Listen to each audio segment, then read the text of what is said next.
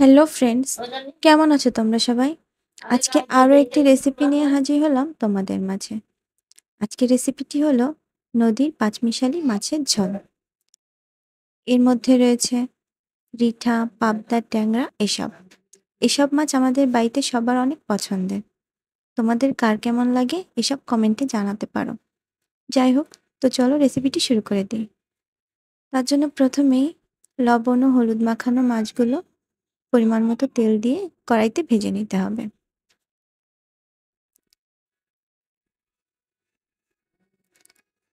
মাছগুলো ভাজার সময় একটু সাবধানে ভাজতে হবে, কারণ এসব মাছ ভাজার সময় তেল ছিটতে পারে, তাই একটু সাবধানে ভেজে নিতে হবে।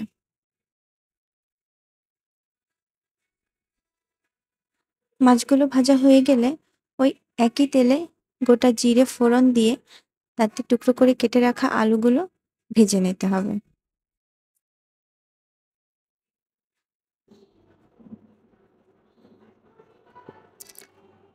আলুগুলো ভাজা হয়ে গেলে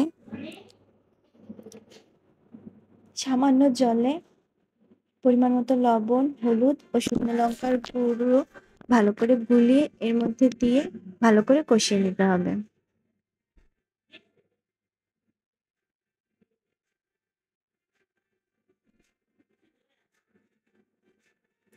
মশলাটা কষানো হয়ে গেলে পরিমাণ মতো জল দিয়ে দিতে হবে।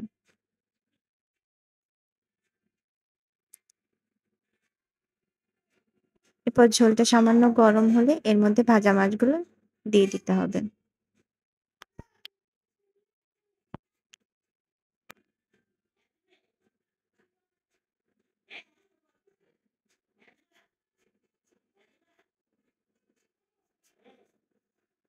ঝোলটা একটু ফুটতে শুরু করলে এ থেকে সামান্য ঝোল নিয়ে ভেজে রাখা জিরে ও গরম মশলার গুঁড়ো ভালো করে গুলে নিয়ে এর মধ্যে ঢেলে দিতে হবে।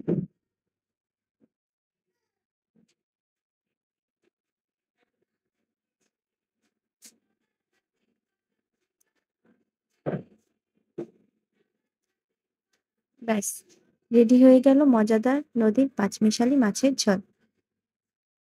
রেসিপিটি কেমন লাগলো জানাতে পারো। এতক্ষণ সাথে থাকার জন্য অনেক ধন্যবাদ।